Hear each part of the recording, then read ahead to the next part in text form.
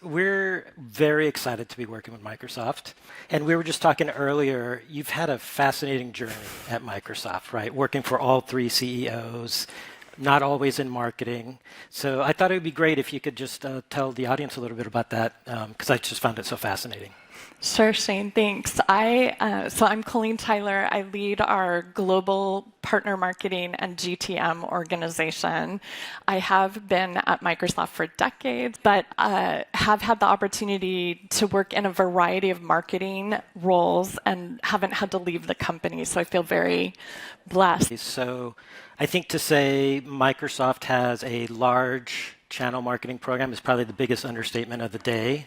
Yeah, so we have over 500,000 partners in every country in the world. And most recently, we decided that in our small and mid-market business, so IDC estimates that business to be about $777 billion opportunity serving about 400 million customers. And so we made the decision that that business will be all through partner. So huge opportunity for us as well as our partner ecosystem to go serve those small and mid-sized customers. My team also has accountability on the enterprise side. So we work with our largest software development companies, our ISVs, as well as the GSIs. No shortage of opportunity. Yeah, I was pretty floored when I heard about that scale. But I think that leads us, is a great segue into, with 500,000 partners, obviously differentiation is probably a huge thing for them, right? Of course. So is that one of the top things that you see, or, when you talk to partners? How can they differentiate themselves? Yeah, so of that 500,000, we only manage a couple thousand of them. So the bulk of our partner ecosystem is interacting with us online or through distribution or through, Leslie talked about the ecosystem approach. So we have noticed in scaling or our content, we want our product message to hold true, and we want the value of what those partners are bringing to our customers to shine. And so how do we do that at scale online? We have historically chosen to build our own system, and it is archaic, and that's where we had the opportunity to meet you, and I'm very excited about what we're bringing to market. Great.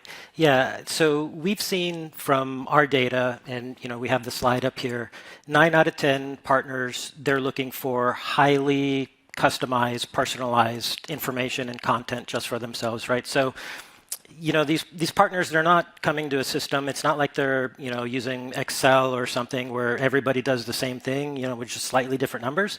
The system that they're looking for has to be highly personalized. They're there for a specific reason, right? And their time is valuable.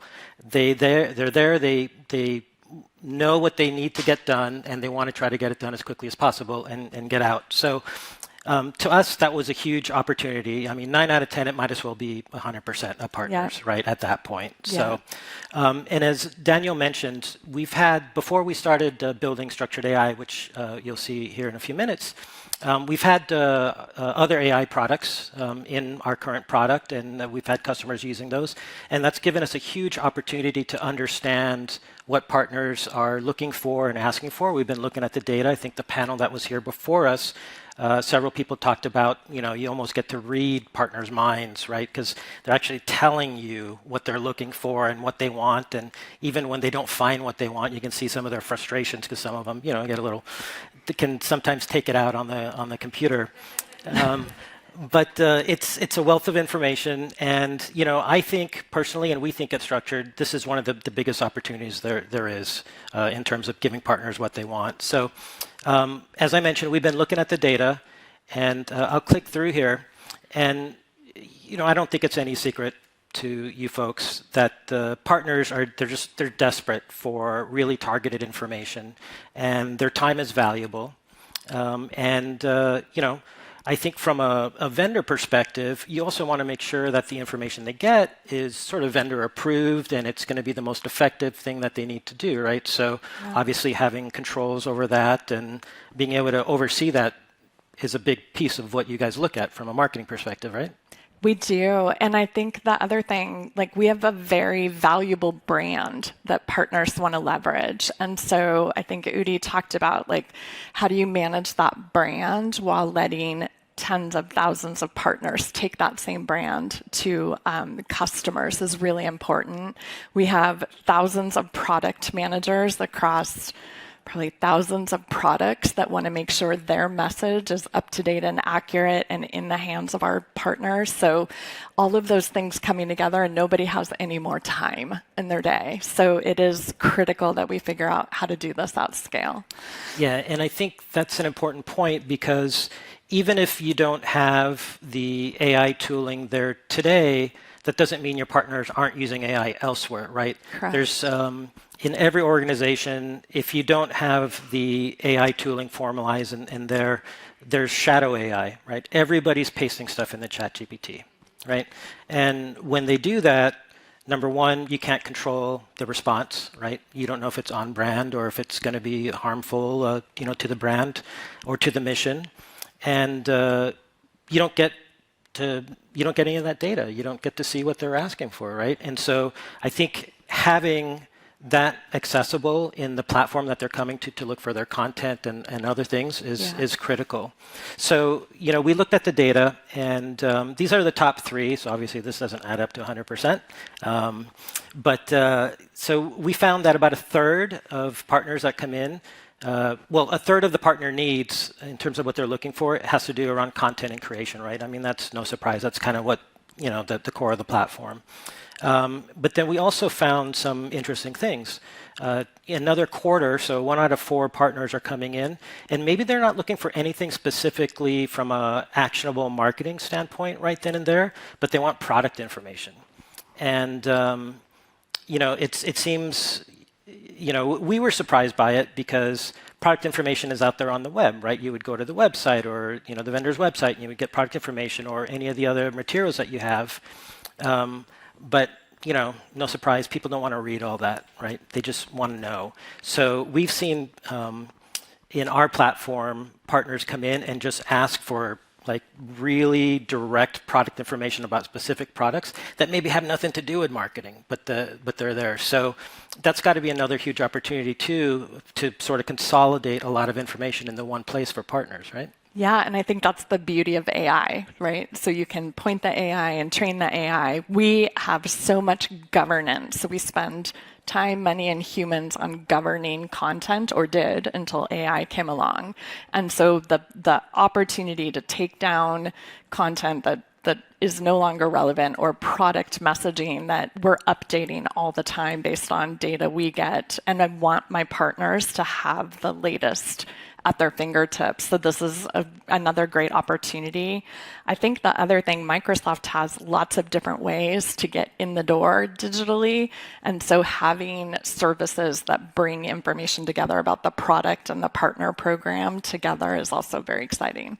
Yeah, and I remember talking to your team, one of the things that I came to find out was when it comes to product information, Microsoft has such a vast catalog of products and product information that one of the biggest uses of AI inside Microsoft is just to maintain the product information itself, right? It is, yeah. And it's so ironic that AI is being used for that, but then it sort of stops, and the partners aren't necessarily getting the benefit of AI to help them understand that product information. So that's a huge opportunity. That's my goal. Yeah. We are working on, I think, Leslie talked about 26. There's 15 major AI investments just on this small and mid-sized market opportunity to try and unlock the different sales scenarios, and it's all through partners. So I'm very excited because it's all in our space. Right. And the third, which I think is also very important, and it was eye-opening for us, is people, partners, they sometimes just need the very basic. And I think, Joanne, you mentioned it here in the panel, right? Sometimes they're just looking for, who do I contact? Or, I just need some information about this benefit. Or, what's your policy on X? Super simple information that you would think would be out there. But, without an assistant to help them find that, they're going to have to spend time searching for it. So, 1 out of 10, I think, is just the low-hanging fruit.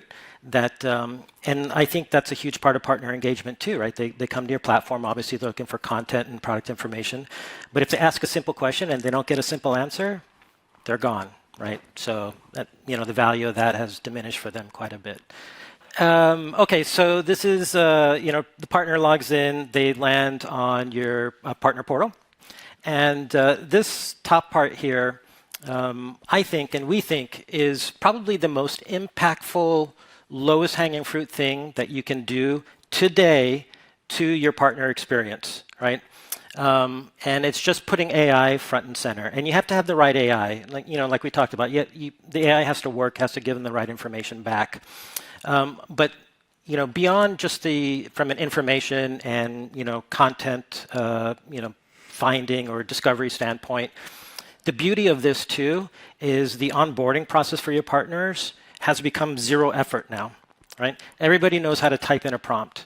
You don't have to onboard your partners and have an elaborate walkthrough of your programs and your platform or your portal anymore. And these are the steps that you need to take. Now the partner can just come in and start on day one with what they want. So I'll show an example. As I type, one of the funny things that we found is one of the hardest things to do with AI is to just figure out what the user's typing in, because spelling. It's funny when a human talks to a computer, it's like spelling goes out the window and grammar goes out the window. So it's actually one of the hardest problems in AI is to figure out what a person's asking for. But I'll be nice and try to be specific here. So I'm going to say, and we loaded this demo with information from structured AI. So it's all about structured AI right now. So I'm going to say I need an email campaign for structured AI data and let's call it BI and AI solutions. Okay, so imagine this is the first time the partner's logged in. They can scroll down and look at your portal and read the material, but let's say they're there for a reason and that's what they're there for. So I'll submit that prompt. And immediately you go to our AI agent here. And there's several different agents in the platform. And also, you'll have the ability to not only modify these agents, but also build your own. And we'll help you with that as well. So they can be very, very custom tailored to your organization. So I said I need an email campaign. And rather than just searching on the keyword email, we've actually surfaced recommendations based on what the partner's asking for. And now the nice thing too is by the time the partner gets here, we already know a little about them. We know their email they logged in with and their domain name and their partner organization. So we're able to crawl the web and understand a little bit about the partner as well. So we're not just giving them the same generic information everybody else would get, right? So right off the bat, here are some relevant recommendations. So rather than the partner having to look through a list and try to go into each one and figure it out, now they can just see a sort of a small list of the best recommendations. So in this particular, it looks like an email about calculating. So that seems related to data and BI. So I'm going to go ahead and go into that. And of course, they can see the preview of the email, make sure it's what they were looking to do. And from there, they say, OK, I like this. I'm going to go ahead and activate it. And again, so AI is basically infused into the whole platform. There's nothing that you can do. Well, I shouldn't say that. There are some things that you can do that don't use AI, but all of the primary flows in the platform are all AI-based. So the AI is always helping the user in the background. So we've come in and we've activated this email. And you can see the AI is now asking the user to customize the email. So they want to personalize it for them. So we'll just answer these. Name a few product features you'd like to highlight. So I'm going to say, let's call it performance, reliability. And since it's data, we also want to make sure that we're talking about GDPR and SOC 2. OK. List any additional reference information. I don't have any, so I'm just going to skip that. what industry should this cater to? So let's say, going back to Daniel, the CEO's roots here, let's do telecom, because I know that's where he got his start. Feel free to add any additional instructions. This might be a little, maybe not the best messaging for telecom, since they're pretty enterprise focused, but let's say make it fun. Because I was inspired by the first presentation, right, of Gong, and about how don't do normal things, right? So let's make it fun. And I'll submit that, and it's ready to go. So now the AI is going to take all of that.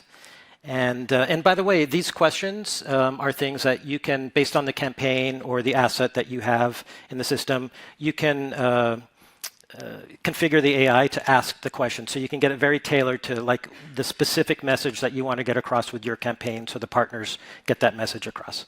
So here you can see it's customize it, elevate your telecom experience. And I think we're talking about compliance and data security. And so, yeah, so it's done a pretty good job of customizing things. Now, we also talked about, I heard earlier, which I think is huge, is that you shouldn't just use AI for everything, right? So AI gets you, let's say, 80, 90% there, but the human really needs to come in and do something. So I'm just going ahead and save this, and I'll show you the fact that you can still come in, just like in a traditional way. You can still do all your editing and all your drag and drop if you want to add text and different areas of this, right? So you can still come in, maybe you're inspired by this, but you have a specific thing you want to say, so you can come in and customize that. But I'm not going to do that here. I'm going to go ahead and prepare to schedule this campaign. And so the system will then walk you through how to best schedule the campaign. So in the details, the AI will help with the subject line based on the information that you've put into the email.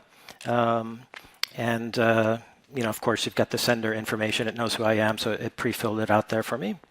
But I'll go ahead and go. Here's where you would upload your audience, or you'd pick the audience, whether you have a list of leads or just contacts in the system. I don't have it in here, so I'm going to skip it for now. And then the settings. So do I want to get summary notifications about unsubscribe? Sure. Send me a summary report. I definitely want that, so I'll select those. And then the final step here is the workflow. So when do you want to send this email? I'm going to go ahead and say let's send it now. Basically, we're in New York, so I'll pick Eastern time zone. And we only have one email in here, but if this were a full campaign, you would see the list and the order, and you can drag and drop the order of which you want things to go out. You can put pauses in between there, when the follow-up should happen and so forth. But I'm going to go ahead and say I'm sending it today, and let's see, I'm going to send it in the evening today, so at 5:15 p.m. I don't know why you would do that in a normal situation, but it works for today. So we'll go ahead and let you do that, and then you schedule it, and you're basically done. So what we've done is the partners come in, they've asked one question, they've gotten an email asset or a campaign that's ready to use, they've customized it, and they've scheduled it to send, and they've done that in 5 minutes without knowing anything about the platform. They didn't have to be trained on anything to do that, right? So that's very powerful. But beyond that, so in the information that we showed earlier, so the other aspect of what partners are looking for is just general guidance and information, right? So maybe they want to say, what are some messaging points for risk averse, let's jump in, healthcare buyers. And so we'll be able to ask the AI that. and it'll go out and it'll look in the knowledge that you've uploaded. If you are a vendor or organization that targets healthcare, you can load up all your talking points on healthcare. If not, the AI can go out and look at resources on the web. You control all of that. So if you don't want it going out and plucking stuff off the web, you can tell it not to do that. But in this case, it's come back and it's been able to tell me I should emphasize safety and reliability, showcase proven outcomes, long-term decision process, cost management, all of those things. And so you can see how the conversation can happen between the partner and the AI. And by the way, again, we talked about the fact that you're in a report, you're going to get to see everything that everybody's typing in and what the responses are. And you also get the thumbs up, thumbs down feedback, depending on how accurate the response was or how much they like it. So that's another huge part. So if any of you have worked in product or product development or product management, you probably know that making something simple is the hardest thing you can do, right? To make it simple, it takes a lot of work and it's very hard. So I don't want you to be underwhelmed by this, but I'm going to say, who do I contact for more information about Structure.ai's platform?